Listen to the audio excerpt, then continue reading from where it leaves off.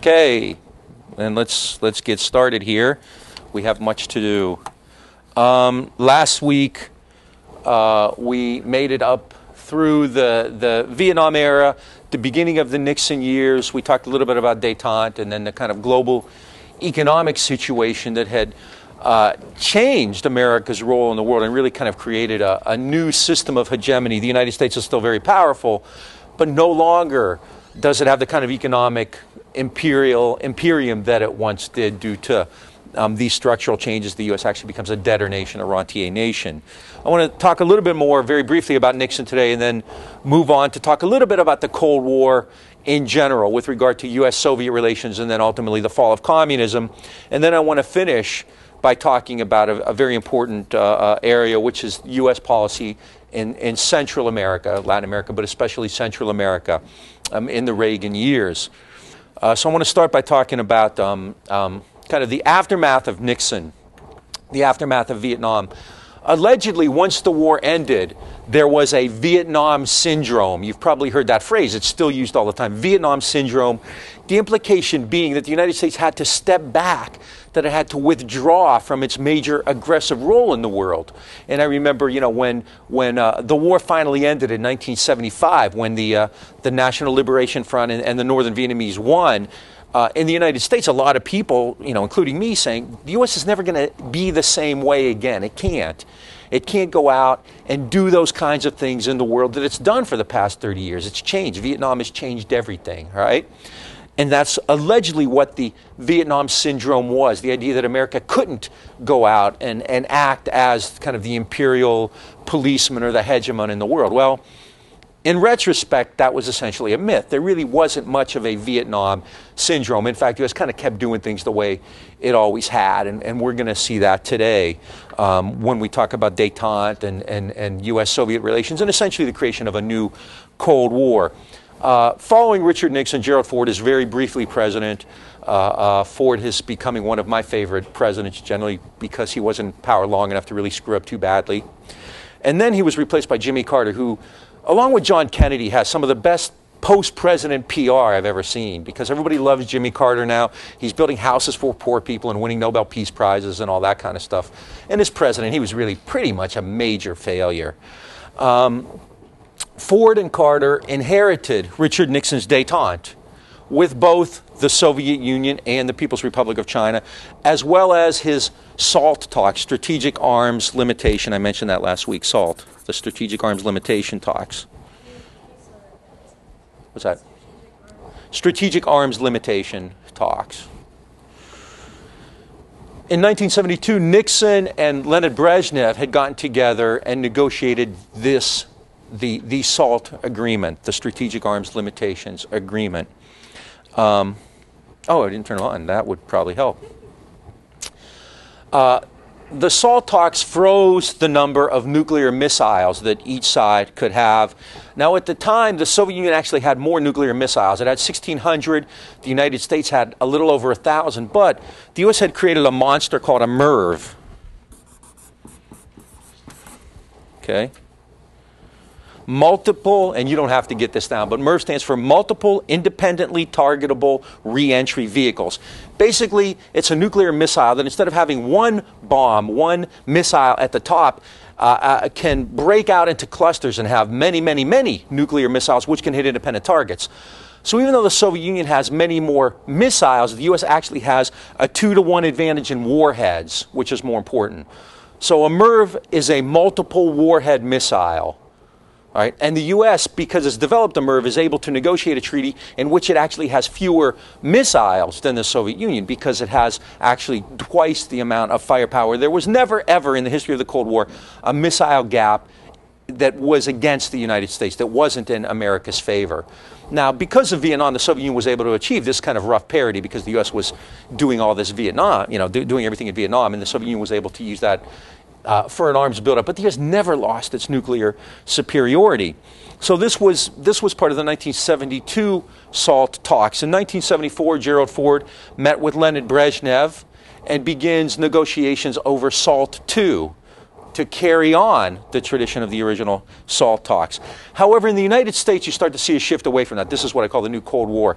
In the U.S., there were a couple groups, a couple things which were very important. First, a group of conservatives led by Paul Nitsa, and I think I mentioned Nitsa's name before, you probably didn't remember, but Nitsa was the principal author of NSC 68.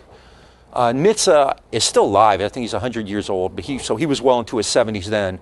Nitsa was a hardcore Cold Warrior. Nitsa gets together with people like Eugene Rostow and a lot of retired generals and people like that. And they form a group called the Committee on the Present Danger, all right? The Committee on the Present Danger is a bunch of hawks, old diplomats and generals who argue that the United States is woefully weak, that the Soviet Union is now more powerful than the U.S., that SALT is a disaster, and that SALT II would be even worse. So they begin to raise alarms, claiming that the U.S. is very weak. In addition to that, Gerald Ford is running for re-election, and he's under attack.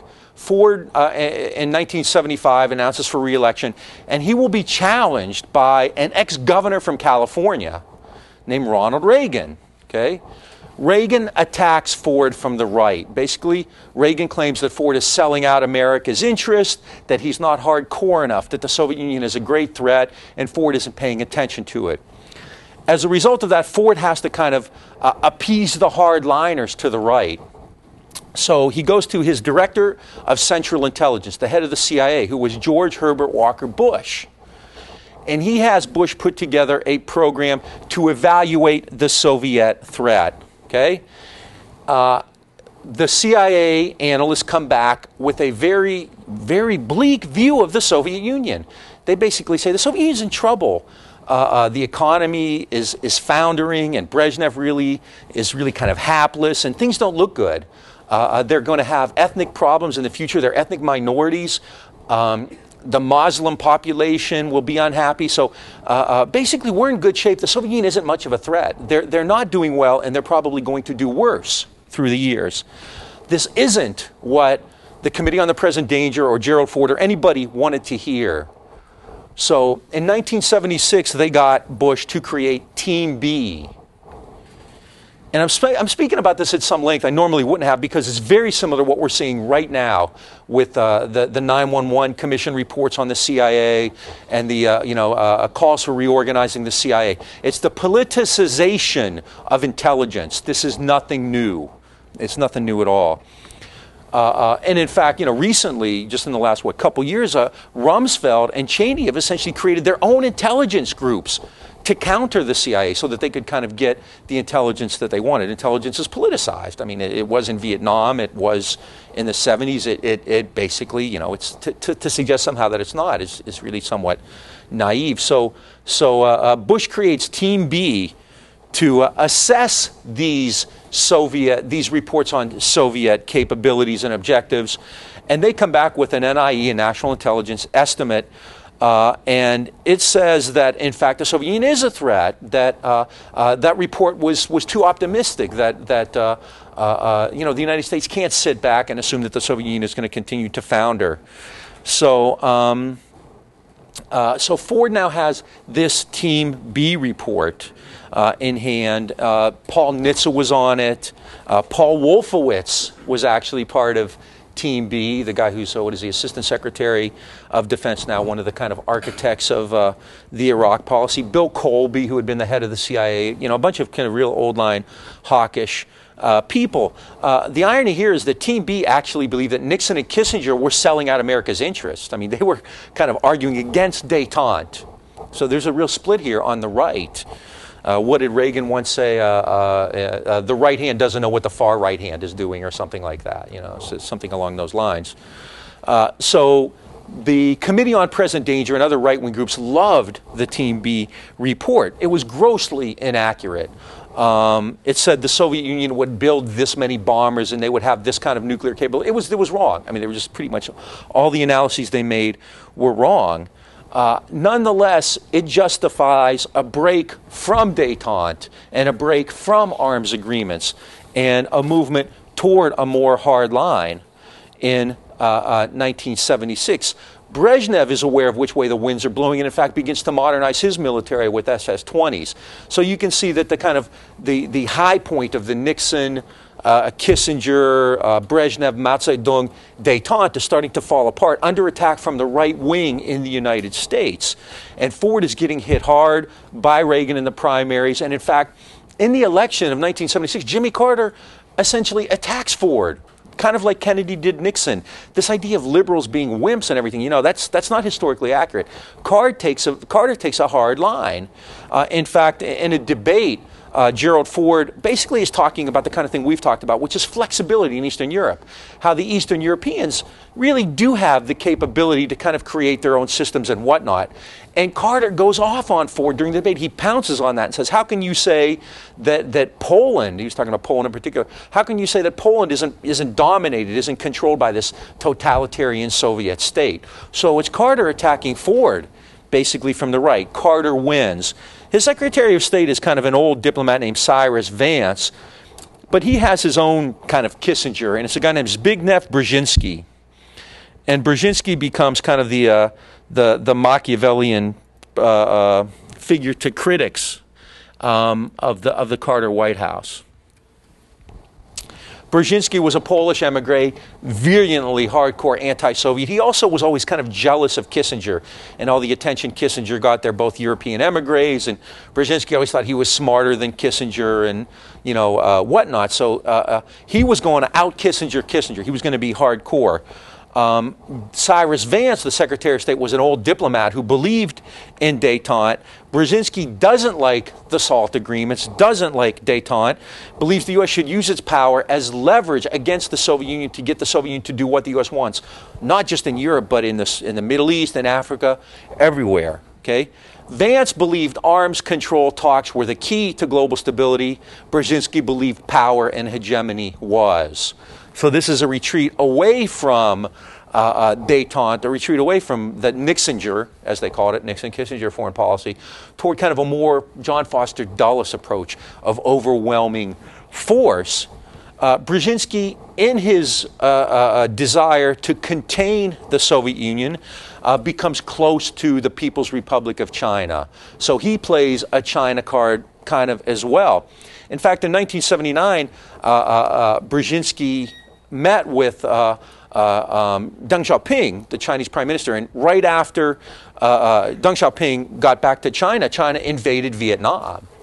And more likely than not, this was done with Brzezinski's green light, or at least awareness. In fact, the United States formally exchanged diplomatic relations with the People's Republic of China on January 1st, 1979. So China is now official. The People's Republic of China is the official China.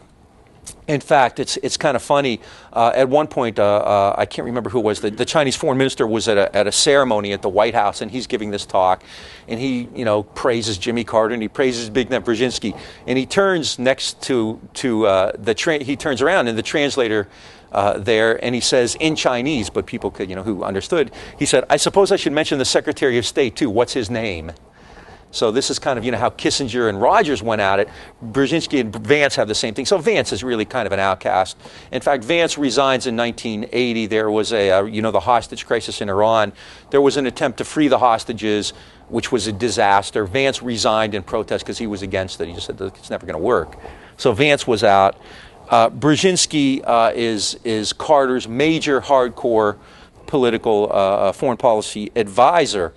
Now, in mid-1979, Carter and Brzezinski, Carter and Brezhnev, all these BRZs get to you, right? There aren't that many names like that, so Brzezinski, Brezhnev. Carter and Brezhnev meet, and they agree on SALT II limits. Each side will have 2,400 launchers, limits on MIRVs, that kind of thing. Don't worry about it. What happens? In the United States, the Committee on the Present Danger and Paul Nitsa and the right wing goes nuts, and the treaty stalls. Okay, so Carter is attacked from the right. In addition to that, two other very important things happen in 1979. What happens in Iran? There's a hostage crisis. What happens in Afghanistan? The Soviet Union intervenes. This confirms Brzezinski's worst fears. See, I told you all along, you can't trust the Soviet Union. They haven't changed. Détente was just a fig leaf. It's not going to work. Yeah. Brzezinski, yeah. Carter is foundering. He begins a major weapons buildup. Jimmy Carter is the precursor to Reagan. The massive arms buildup of the Reagan years actually started in Carter's final budgets. Carter withdrew the SALT treaty from the Senate. As soon as Brezhnev goes into Afghanistan, all hell breaks loose. Carter withdraws the SALT treaty from the Senate, boycotts the Olympic Games. The U.S. did not participate in the Olympics in 1980 because they were to be held in Moscow. He began registering young people for the draft. There had not been draft registration since Vietnam. Carter begins draft registration. He embargoed wheat and technology exports to the Soviet Union. Now, Cyrus Vance kept saying, look, the Soviet Union, and I'm going to talk about Afghanistan at a different point, but Vance is saying, look, the Soviet Union is basically acting in Afghanistan to contain a threat on its border. And it's ridiculous for us to just blow up détente over something that's very small and local. You know, look at, you know, it kind of if you want to look at it kind of an equivalence, it would be as if the U.S. were upholding the Monroe Doctrine, right? In your border, in your backyard, in your sphere, you take certain actions. And so Vance and George Kennan, the famous diplomat, were saying, look, what the Soviet Union is doing in Afghanistan makes sense. There's this real unstable powder keg on their border, and they want to contain it. So, of course, they're going to go in. But Carter ain't buying it, so he begins this major blow-up. Politically, he's dead. The hostage crisis kills him. In the election of 1980, he can't recover from it. And Ronald Reagan, who is the Republican nominee running a really hardcore right-wing campaign, wins the election fairly easily. Reagan comes in and you have a new Cold War. Goodbye détente, goodbye. Carter talked about human rights. Carter tried to talk about bringing the third world into the world community. That's all gone now. Reagan comes in and there are immediate setbacks. Reagan announces that the USSR is an evil empire. They're the focus of evil in the modern world. This is where you start to see the kind of right-wing Christianity become a major political force.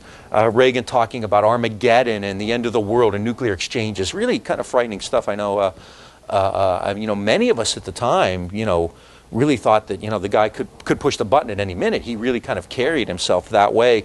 He wasn't terribly well informed.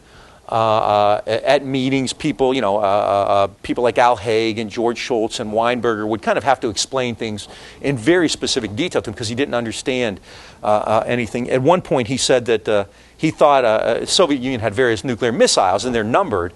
And so Reagan thought an SS-20 was bigger than an SS-19 because 20 is bigger than 19. In fact, that wasn't the case. This is kind of the way he thought.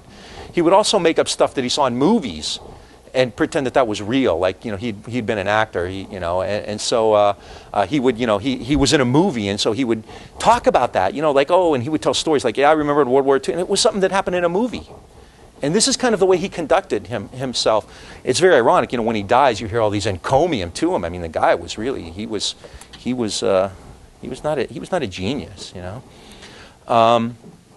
Reagan was claiming that the U.S. had fallen behind the Soviet Union, that there was a missile gap. This is the Committee on the Present Danger rhetoric, and Reagan buys it. What was the reality? In the 1970s, the United States had modernized 500 Minutemen missiles, had developed MIRVs, which was really the key ingredient, multiple warheads, which made all the difference. The global pounce power overwhelmingly still in America's favor. In the 70s, the U.S. had developed Poseidon submarines with Trident missiles. They had built 200 new cruise missiles, which could avoid Soviet radar, had deployed the most advanced strategic bombers. Reagan's budget for the Pentagon for 5 years was allocated at $1.6 trillion with a T dollars. Carter's had been 1.2. Carter's was ridiculously overblown. Reagan's even more so. Reagan's defense buildup would have accounted for 8% of the gross national product, which would have been the highest since, I think, Korea, actually. I think higher than Vietnam, the highest in peacetime. In 1983, Reagan proposed a strategic defense initiative, better known as Star Wars. Why? He saw it in a movie. He had been in a movie in the 1940s where bombs had come in and this shield had appeared and the bombs bounced off of him, kind of like, a Roadrunner cartoon. So Reagan says, I've seen this. The scientists can do it. Every scientist with any credibility said, this isn't going to happen. It's impossible. To create a shield which will stop all Soviet weapons. Reagan didn't care. So they begin spending money on Star Wars. He deployed Pershing intermediate nuclear missiles to Germany amid huge uproars of protest throughout Europe.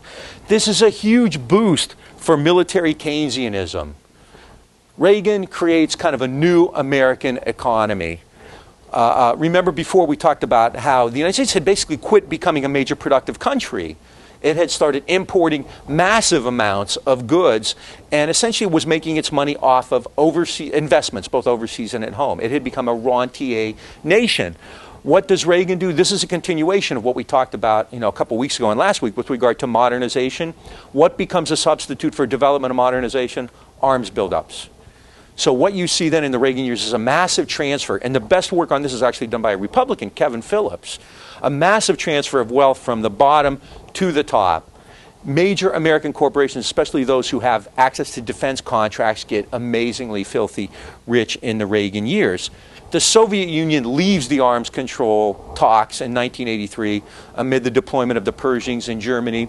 And to make matters worse, that October, a Korean airliner jet strays over Soviet airspace, doesn't respond to Soviet signals, so the Soviet Union shoots it down. On that plane was a right-wing American congressman from Georgia, which, kind of create all kinds of conspiracy theories.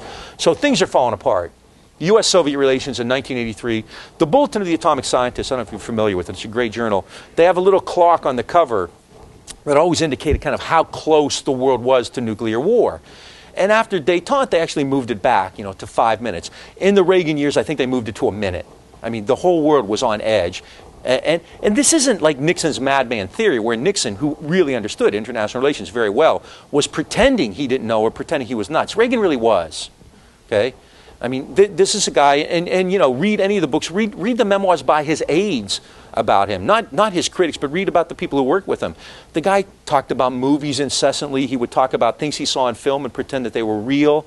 He had talked about liberating the death camps in World War II. He'd seen it in a movie, So this is kind of, he was kind of a Hollywood creation. And, obviously he's in the early stages of Alzheimer's too. I mean, it's pretty evident when you looked at him at the time and that, the guy wasn't really, together.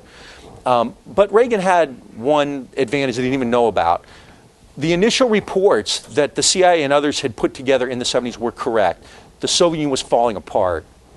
And by the mid-80s, it was turning very ugly. Leonid Brezhnev was old and infirm. He had had a series of strokes. He died in 1982.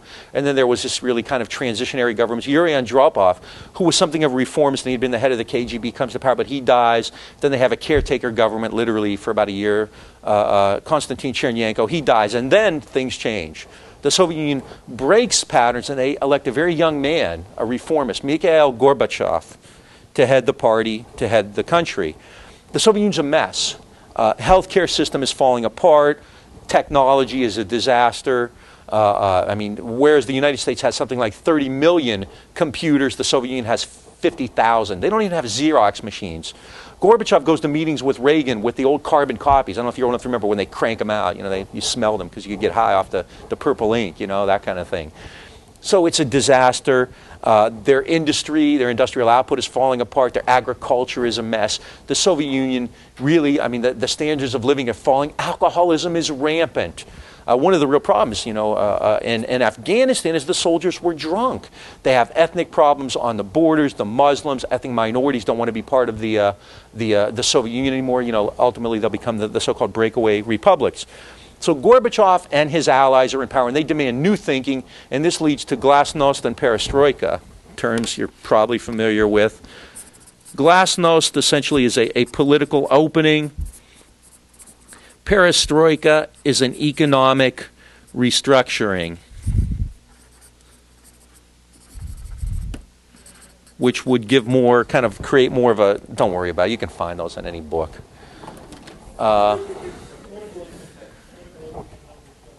Glasnost is kind of a political opening, which basically releases political prisoners, allows media to present, the news as they see fit, frees Solzhenitsyn and Sakharov, both leave. A bunch of Russian Jews emigrate to Israel.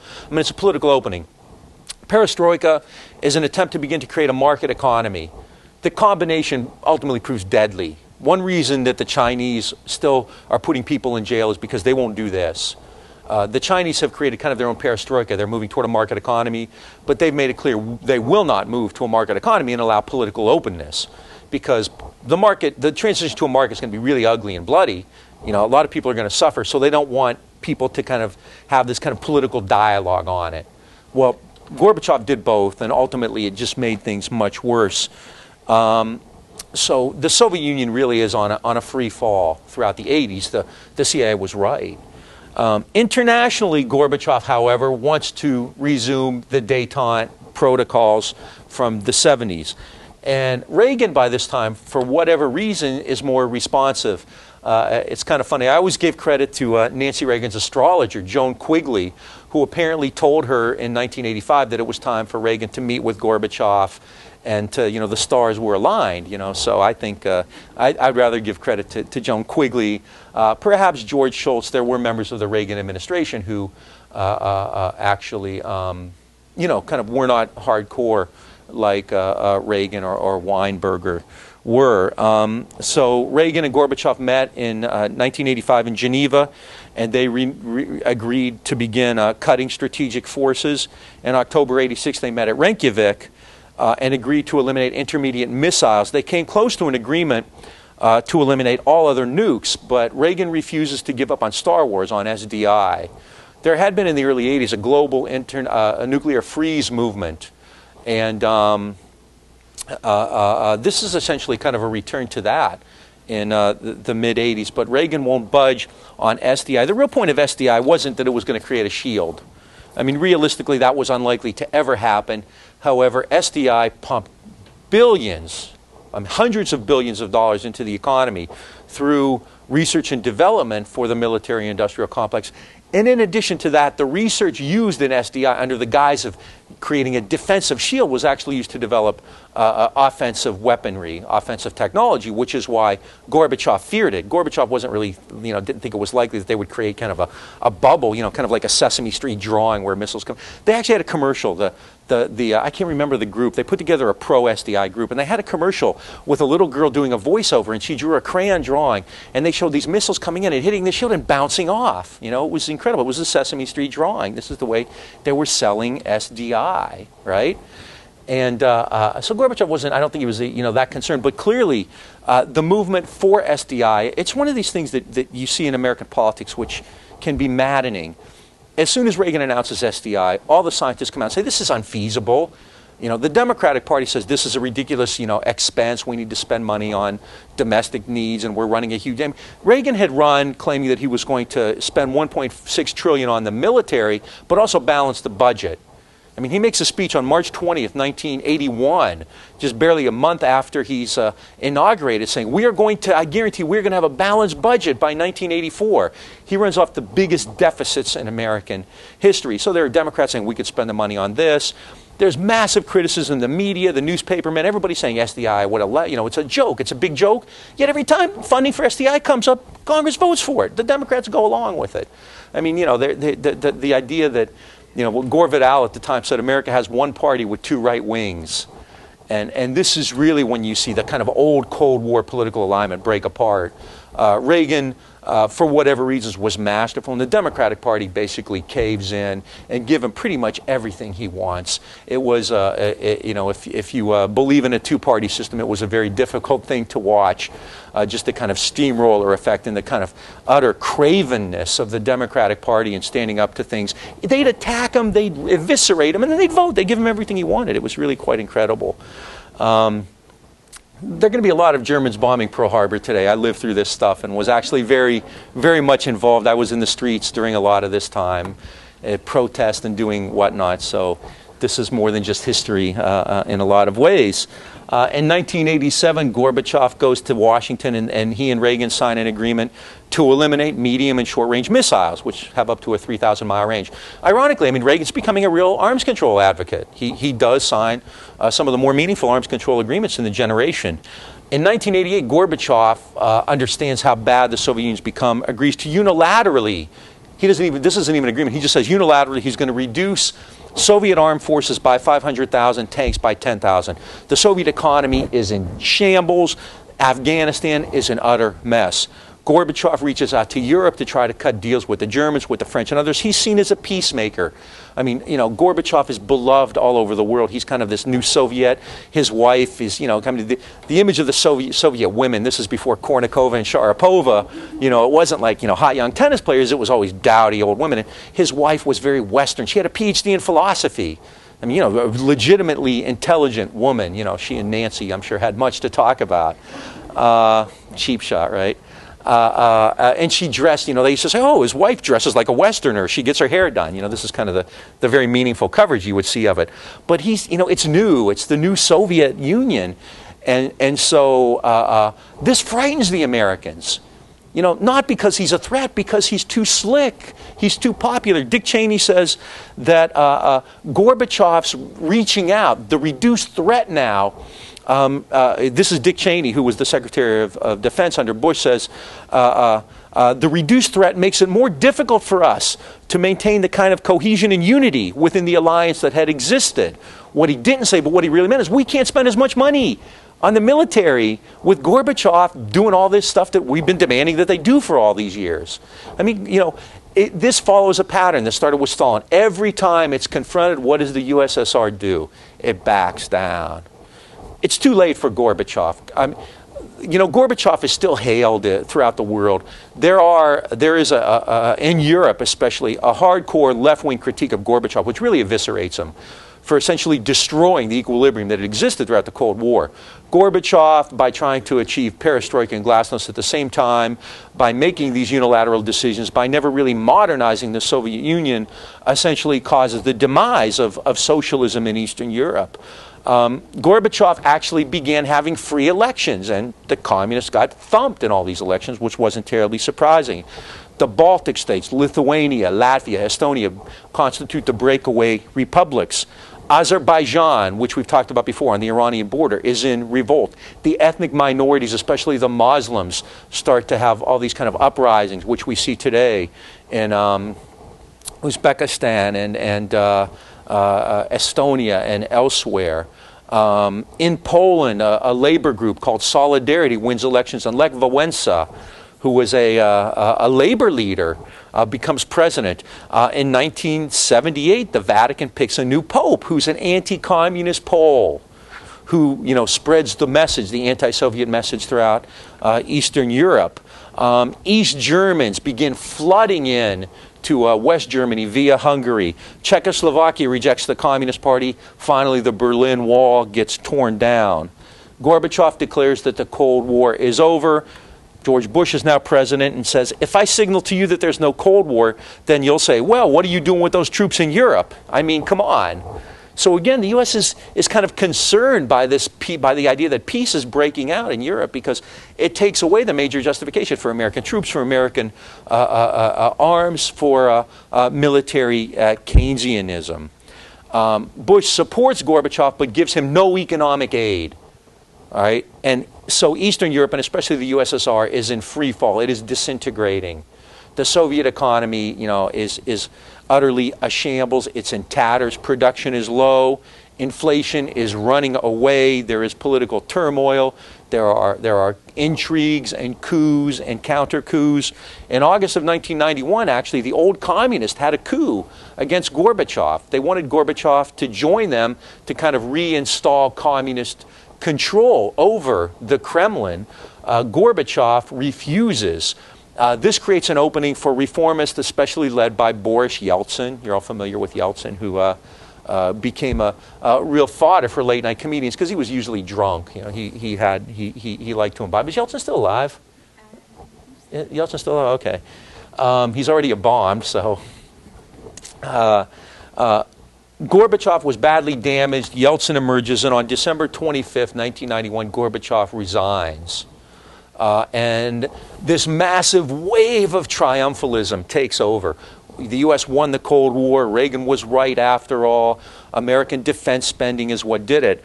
And this is a debate that remains and is rekindled as it was when Reagan died, you know, this past summer. There's a new book out by Jack Matlock, who was Reagan's ambassador to the Soviet Union. He was, I believe, actually the last official ambassador to the Soviet Union under Reagan and Bush. And Matlock basically quotes Reagan as saying, this was Gorbachev's deal. Gorbachev did it. It was his country. He ended the Cold War. Matlock agrees pretty much with that. Gorbachev basically ends the whole, kind of Cold War standoff. He has free elections. He opens the borders. He acts in ways that would be unfathomable in the American sphere of interest, as we'll see when we talk about Latin America. By the time Gorbachev resigned, it was too late to save the old system in the USSR, and things fall apart. I mean, mafioso Russian, capitalist, venture capitalist Russian. The Soviet Union becomes kind of what Marx and Rosa Luxemburg would call, kind of primitive accumulation. I mean, it's really an underdeveloped economy, so all these Westerners flood in, looking for investments, looking for some kind of a scam. You start to see millionaires and multimillionaires emerge, big mafia problems, a huge nuclear stockpile that's really not controlled by anybody. Nuclear weapons probably sold on the black market, massive ethnic and religious tensions throughout the old USSR. So really Bedlam, kind of replaces the Soviet system, and there's nothing really there to stabilize it. In the United States, there's still a great deal of debate on the impact of Reaganism. I mean, there's no question that it led to massive deficits. You just can't argue that. Deficits in the $4 trillion range. In Reagan's first term in office, he had more deficits than in the entire history of the United States combined prior to that. This is a guy who claimed that he was going to increase defense spending, cut taxes, and balance the budget, and what did George Bush say? What did he call that? Voodoo economics. William Safire, a conservative economist, said he's given voodoo a bad name. Okay? So in addition to that, there's really a legacy of this kind of disintegration of Eastern Europe, which clearly the West thought was a good thing, and clearly eliminates this whole Soviet structure in Eastern Europe, but also creates kind of instability throughout the global community. Went through this rather quickly. Does anybody have any questions? Yes. I'm going to push the... Isn't the current president trying to finish up Star Wars and trying to Putin? get that going? No, our current president Bush. Oh, Bush, our current president. They've talked about re-energizing SDI Star Wars. I don't think it's gone anywhere. In the 80s, they had what was that huge contract? It was basically the biggest military contract ever given out, and Texas got it for the Collider or whatever? It was like a figure 8 underground. Yeah. The Super Collider, right? And basically that project died.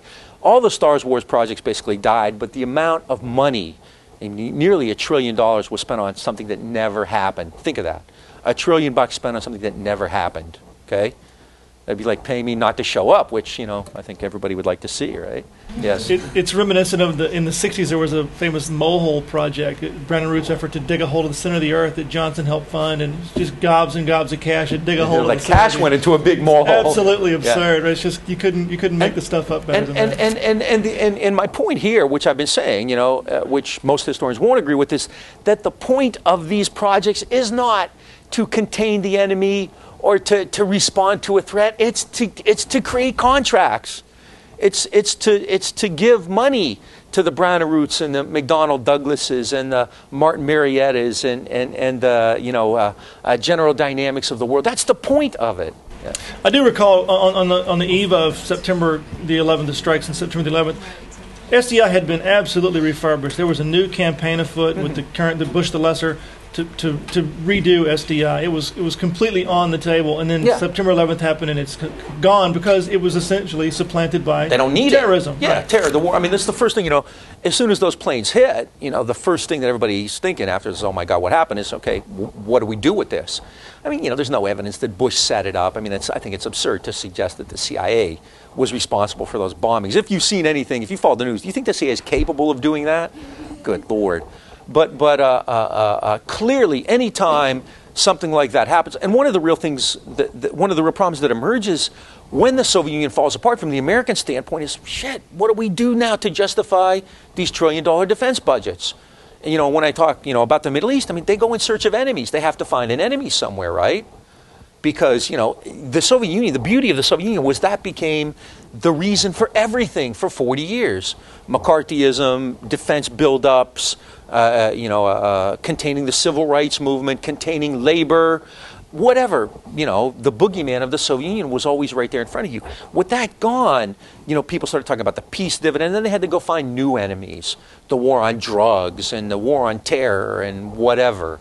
So this is one of the real issues that remains. And I mean, I think this is, if you want to talk about this as the end of the Cold War, and you notice I haven't really emphasized that, and I didn't put it on the outline because I have some issues with that. I think this period of triumphalism took over. The Cold War is over, we won, kind of thing, and it ignored many variables, one of which we talked about last week, which was the global economic structure.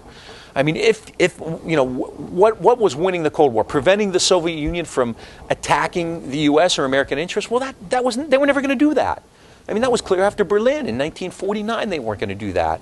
So, I mean, I guess if that's winning the Cold War, the U.S. won the Cold War. But if coming out of it better than you went in is winning the Cold War, it'd be really hard pressed to say that the U.S. did. Because if you look at, basic standards of living, after 1970 they went downhill. The amount of money spent, I mean, literally $4 to $5 trillion. $4 to $5 trillion. Now, at the time, historians and others were triumphal. The U.S. acted the right way. See, we're justified. One of the big books by a historian was by a guy named Mel Leffler, who went on at great length. The book was called A Preponderance of Power. Critics called it a preponderance of pages because it was like 600 pages long. I called it a preponderance of prudence because Leffler kept talking about how prudent American officials were. Leffler's book is full of examples of how the U.S. always understood the Soviet Union was no threat, that they did not have parity in arms, they did not have the strategic capability or even the intent to cause the United States damage. Nonetheless, the United States spends $4 trillion on weapons to fight against an enemy that it already knows is not capable and doesn't have the intent to harm you. Right? That's prudent. I mean, this is kind of the whole debate that occurred in 1990. It wasn't really much of a debate because the triumphalists just steamrolled everybody else. But the point was, I mean, so to suggest that the Cold War had ended, really creates all kinds of ideas that I think are still in play. I mean, the Cold War may have been about the Soviet Union, but it's also about finding enemies. It's about finding rationale to spend money on weapons. It's about finding rationale to keep people at home subdued. It's about the nature of the state power. And so what happens after 9/11 is exactly the same thing you see in the Cold War. We don't call it that, but substitute Al-Qaeda for the Soviet Union. Substitute the Patriot Act for McCarthyism.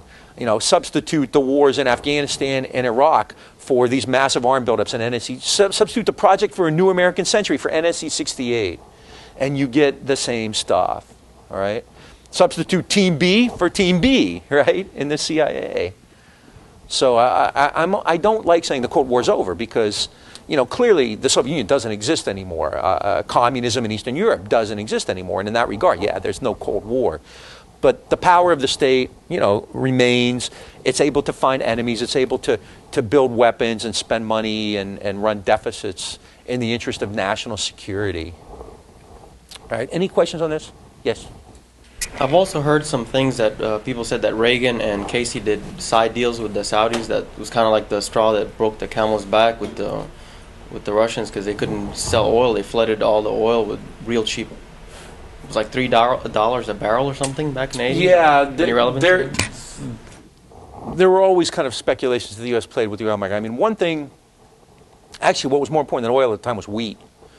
Nixon had cut deals with the Soviet Union to send them wheat. And what happens is that by the 80s, the U.S. Withholds that, and so the Soviet Union is importing, even more wheat. I mean, people are really hungry. Massive alcoholism. I mean, and there are problems with oil. I mean, they can't run their industrial machinery. They can't find replacement parts. I mean, it's basically like a third world country. The Saudi connection is very interesting, and I think there's still a lot more about that we don't know. Yeah. You want to push the... There's talk of a natural gas pipeline as well that they were trying to get, the Soviets were trying to implement throughout Eastern Europe, and pressured not only from Reagan but also from Margaret Thatcher to prevent countries from accepting the gas that they were trying to export. Yes, and in fact, finally the Europeans, I think the Germans, who would it have been at the time? Helmut Schmidt? Kohl. Was it Schmidt or Kohl? But basically the Germans finally said no. But yes, Reagan and Thatcher put intense pressure on the Europeans not to help them fund the building of the pipeline, and finally, basically the Germans said, hey, we need the market. We need the markets. Yeah. So, all right. Now I want to talk about Central America. I think this is a good antidote for the kind of Reagan Renaissance. And this, too, is something I not only, read about, but I kind of lived through. So if I get, if my voice goes up, you'll know why.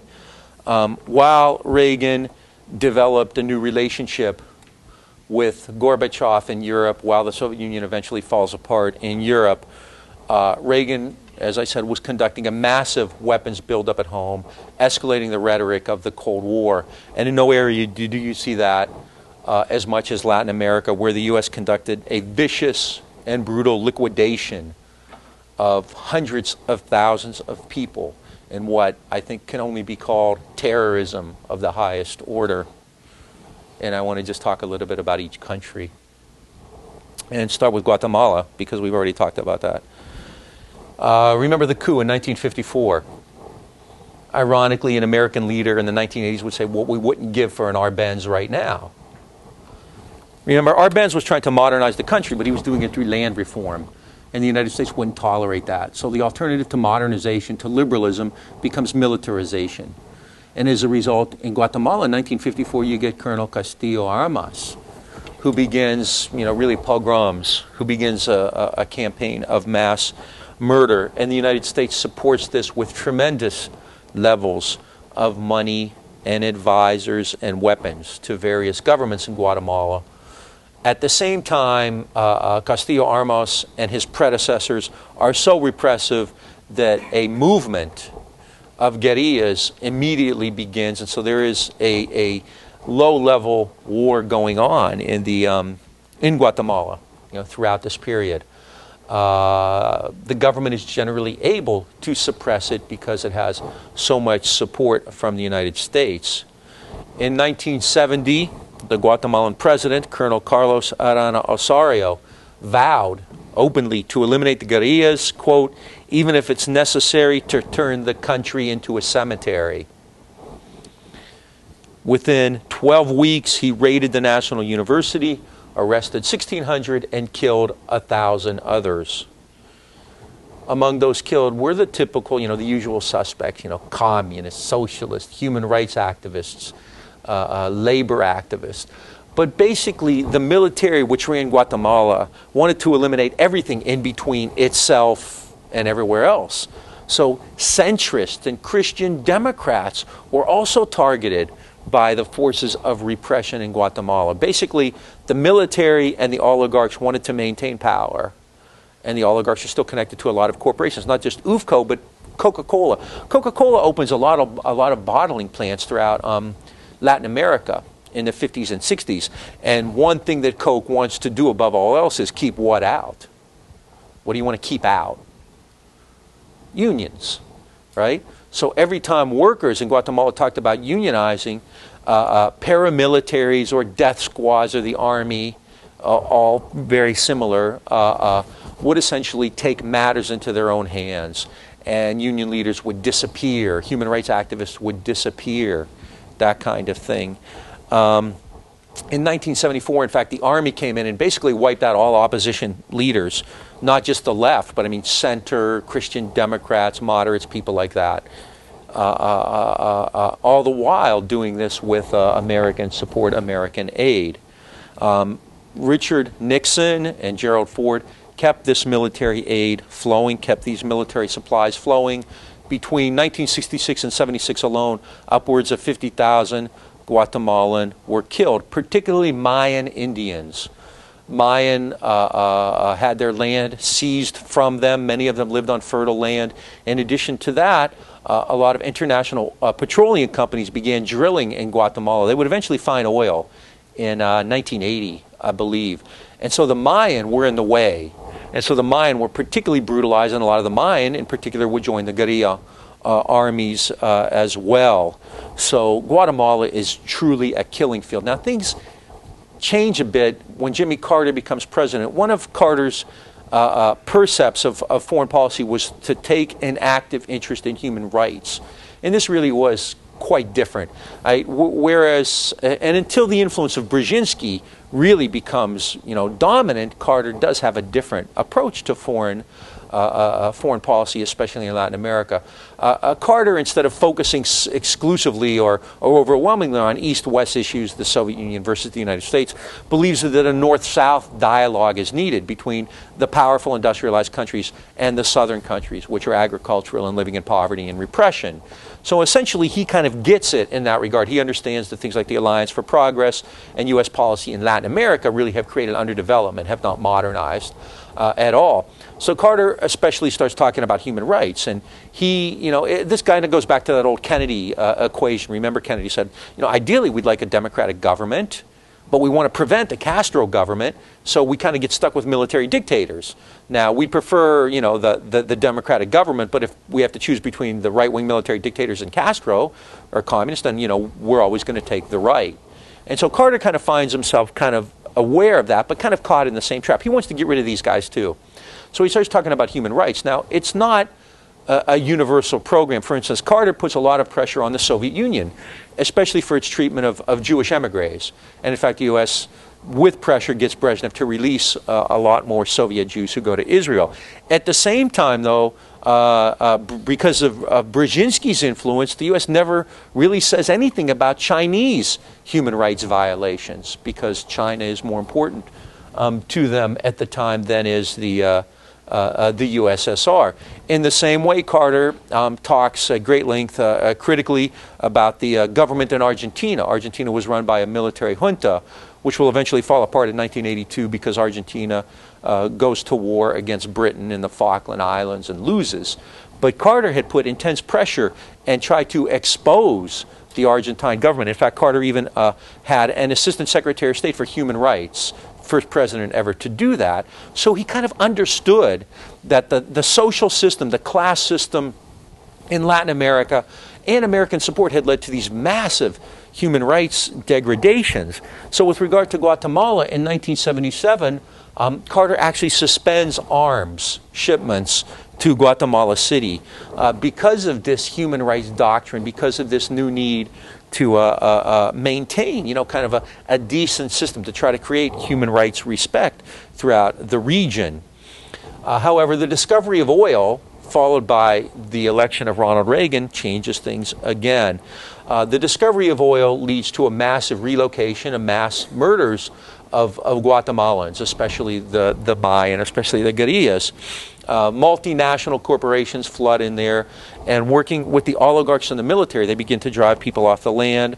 The government slaughtered, just literally would go in and openly, without any kind of cover, slaughter campesinos who demanded land rights. There were a lot of peasants' unions and land unions formed. In fact, at one point, 39 Guatemalans went to the Spanish embassy to seek refuge, and the Spanish let them in. Now, you know anything about diplomacy and sanctuary, right? It'd be like Homer going into Lovejoy's church. You have sanctuary there, and an embassy gives you sanctuary, right? The Guatemalan military went into the Spanish embassy and killed 46 people, the 39 Guatemalans and 7 Spanish embassy employees. Okay? So, clearly, you're dealing with a government here that is really, not responsive to even, international law or human rights or anything like that. At American factories, the repression continues. In fact, at a Coca-Cola plant, workers went on strike because they wanted a raise. They were given $2.50 a day for a 12-hour workday, and they wanted a raise. And so rather than negotiate with them, the death squad just come in and get rid of all the union leaders. And the message is clear. You disappear. If you want a raise, you're next. Okay? So the military and the oligarchs use these death squads to create this repression. They bring in scab labor. They murder labor leaders. It's kind of the classical thing that you see, throughout this entire period in this region.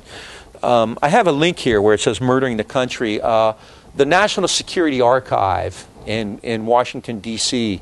has done a really amazing job of uncovering documents on U.S. policy some of which are just simply incredible. They actually uncovered, the CIA in the 1950s put together a 19-page assassination manual to give to the Guatemalan military, which goes into intricate detail. How do you kill a labor leader with a knife? How do you kill a human rights activist with a gun? How do you bomb a market and make it look like the guerrillas did it? It's just simply amazing. Also, in the last few years, there's been a very courageous woman named Jennifer Harberry, who was actually married to a Guatemalan guerrilla, who was killed, who was tortured and murdered with CIA complicity. And she's actually filed lawsuits and gotten a ton of documents. So this stuff, in addition to that, the CIA has published its own history of the Guatemalan Intervention. Nick Cullither did it. And which, you know, basically, I mean, you can't hide this stuff. It's really striking. Guerrilla activity, I mean, the one thing about all this repression is it's going to increase the guerrilla movement as well, right? I mean, as the repression increases, then more people are going to take up arms against the government. One ex-vice president finally said, "There are no political prisoners here in Guatemala, just political assassinations." They didn't even put people in jails. They just murdered. They just went on to these whole-scale rampages. In 1982, in fact, a fundamentalist Christian, General Efrain Rios Montt, was elected president, and under the guise of God, conducted a massive bloodbath, really outdoing anything that had occurred up to that point. Reagan lifts the arms embargo when Rios Montt becomes president, and the repression is worse than ever. Tens of thousands were killed in the 1980s alone. All told, between 1954 and the late 80s, about 250,000, especially Mayan, were killed. All right? In fact, the Guatemalan military was so casual about this, and the reason that people know so much about it is they kept very detailed records. I mean, they kept notebooks with the name of the person, what kind of torture, how he was killed, the date on which he was killed. They didn't think that, you know, this is the kind of thing you should keep under wraps. They, in fact, maintained records on this. All right? I mean, and the United States is quite aware of this, except for that brief period, you know, when Carter institutes human rights, or tries to institute human rights reforms. This was clearly an American hit job. The United States supplied the weapons. American corporate leaders were there organizing anti-labor activities. You know, under the guise of the Cold War, the United States is responsible for this massive murder. As the president said, "I'm going to turn the country into a cemetery if I have to." It's very difficult to read about this. You know, there's not a whole lot of nuance to it. You know, a lot of times say, well, but I mean, in this case, you have a very small country. The total population of Guatemala is about 5.5 million people. 250,000 are murdered. Who knows how many more escape? We had actually there was a Guatemalan woman here last year who escaped. She fled. She was on the death squad's list. This is recently, and she fled into Mexico through Chiapas and made it up. So, you know, who knows what happened to her family? There were several nuns killed and raped by death squads because they were doing human rights work. I'll talk about it in a minute, but one of the real important developments in the 70s and 80s in Latin America was the emergence of what was called liberation theology, where, you know, priests and nuns actually took an active role in social issues, and so they were often targeted. Yeah. Isn't this the setting for the film Romero? I'll talk about that. Okay. Yeah, that's in El Salvador, which I'm going to talk about next. And Guatemala, in many ways, is the most tragic. The numbers there are probably bigger than they are anywhere else. It's more horrific, and I mean, the U.S. role there could not be clearer. I mean, from the coup that overthrew our Benz, to the arms shipments, to the suspension of arms shipments, to the resumption of arms shipments, to the role of American corporate leaders, Coca-Cola, and others. So it's really it's there. You know, it's really quite striking. Right? Any questions on this? Because I am going to talk about El Salvador. I'm actually going fairly fast today, so I can slow down a bit. So if you have any questions, you know. All right, El Salvador. El Salvador had and all of these countries. All of these countries are still living with the vestiges of the Spanish system and then the American dependency. It's basically, you know, Spanish colonialism and the Monroe Doctrine. So in all of these countries in Central America especially, there's never been development. And we talked about that at the turn of the century, remember, with the American interventions against Sandino and against Farabundo Martí and others. So you have a grossly unequal social system where the oligarchs, and in Latin America and Central America especially, the major source of wealth is still going to be what? Is it going to be capital? No, it's not developed, so it's going to be what? Think of the South before 1861, land. So you still have a landed oligarchy, right? Why do you think they call these places banana republics? Because fruit is really one of the major, it's probably the major commodity. Fruit, coffee, yeah, things like that. So it's still a primary, it's an agricultural, these are agricultural economies with basically feudal social arrangements. Remember in Guatemala in 1954, the real issue there with the land reform wasn't that they were taking land away from UFCO, they were taking fallow land and giving it to peasants. And if peasants had land, then they could become independent. They would lose that dependency. So it's a really incredibly pathological and dysfunctional social system and economic system that you have in Latin America. In El Salvador, you have, the top 1 or 2% own over half of all the land. And these major oligarchs on the plantations, the coffee planters and the fruit growers, who have connections, very close connections to American corporations, really dominate those countries overwhelmingly. And then, what industry you do have, what manufacturing you do have, tends to be things like Coca-Cola or American companies who come in and set up. It's kind of light manufacturing. It's not heavy. They're not making cars or steel or anything like that. It's basically stuff like bottling Coke. Coca-Cola bottling plants, things like that. They make baseballs in Haiti. And so the social system is it's a powder keg. It's a classic. I mean, if you look at it, this is really easy. You don't have to be a genius to figure any of this stuff out. It really does fit into the framework, very, very easily. So in El Salvador, then, you have this kind of social unrest brewing for years. I mean, really throughout the entire 20th century. Anytime a group or individuals emerge to challenge that, the consequences are pretty predictable, whether they be labor or human rights activists, radicals, whatever. The elites take action to contain them. In the case of El Salvador, the oligarchs created death squads, paramilitaries.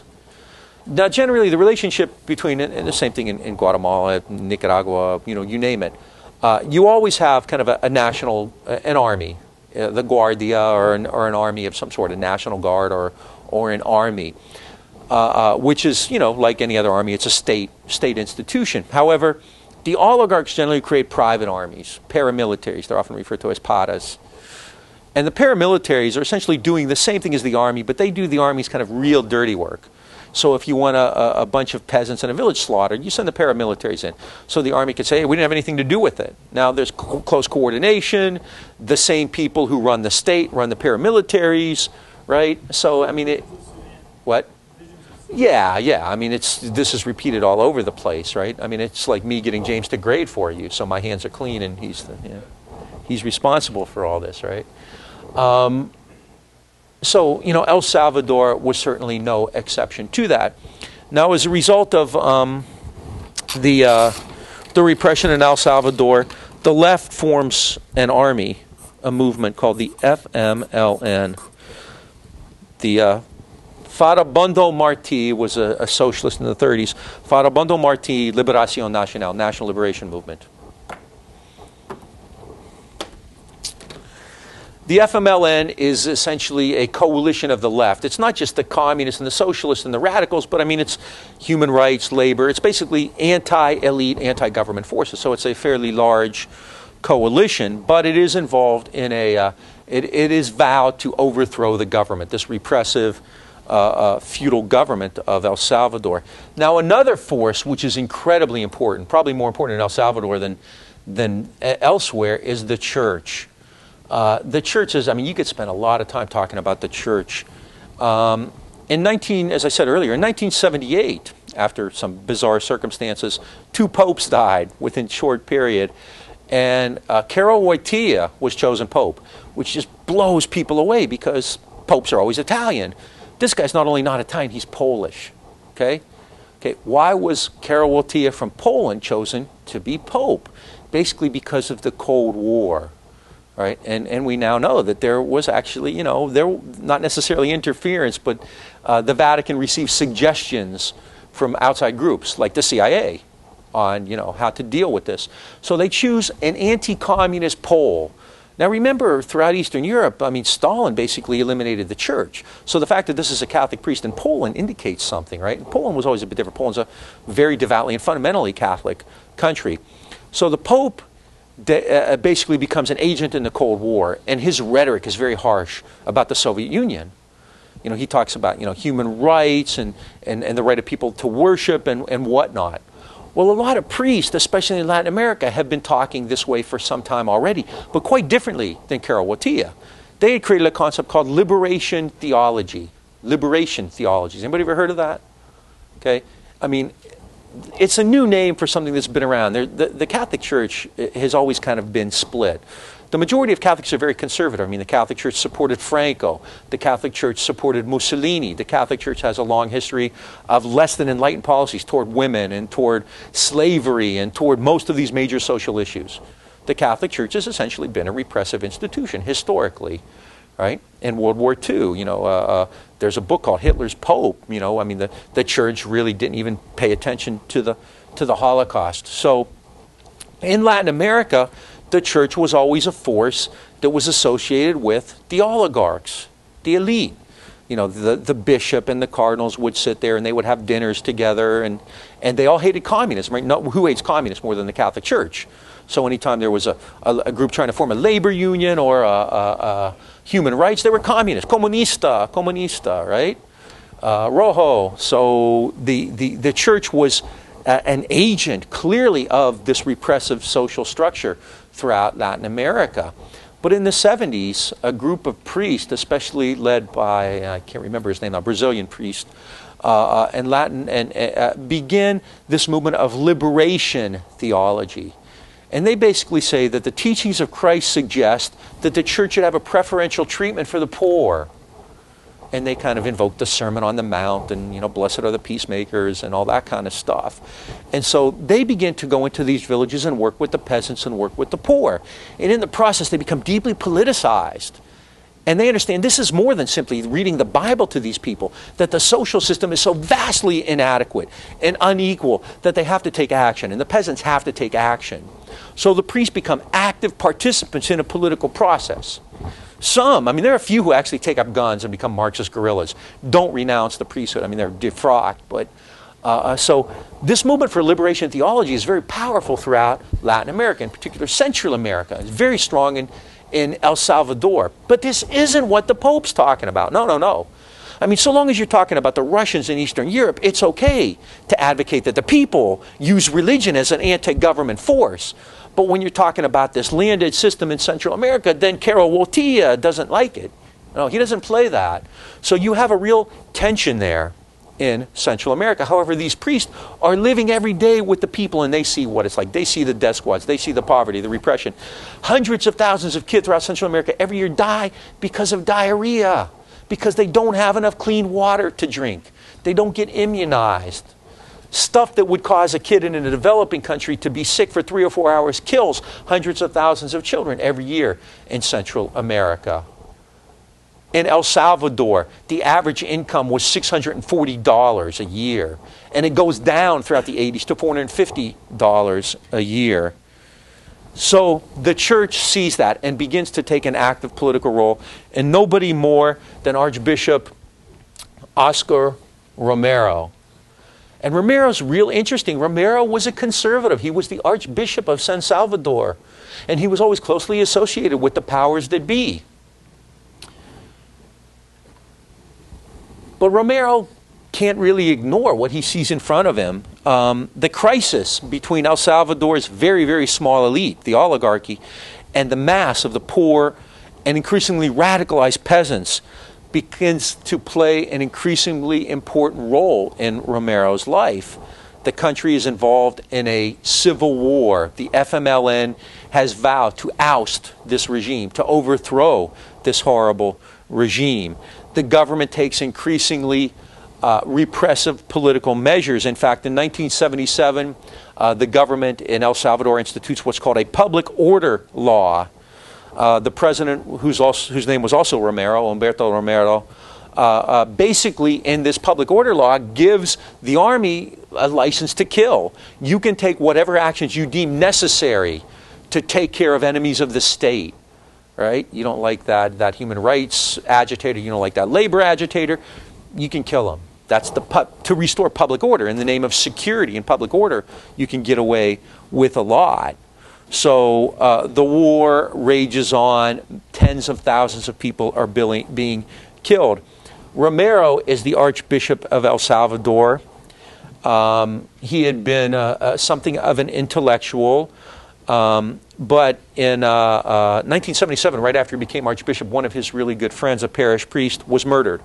This guy had been a priest to a poor rural community, and he and two of his parishioners who were agitating for social change were ambushed and murdered. And Romero was stunned. I mean, he couldn't believe this, that simply speaking out, for justice and for food could get you murdered. So he began to kind of see that this, was happening all over the country. He began to look into the lives of the people of El Salvador. And more he began to practice this kind of liberation theology. And he himself was, this guy's not a Marxist. He's very conservative, okay? However, more and more he begins to see that this social system has really gone awry. And more as these peasants come to his masses, he begins to preach that way. In 1980, then, Romero increasingly begins to speak out. In February of 1980, during one of his sermons, he said, Christ invites us not to fear persecution. Believe me, brothers and sisters, anyone committed to the poor must suffer the same fate as the poor. And in El Salvador, we know the fate of the poor: to be taken away, to be tortured, to be jailed, to be killed. Romero says this publicly, right? So at that point, this is a clear break with the state, with the death squads. The main organizer of death squads was a man named Roberto Dobison.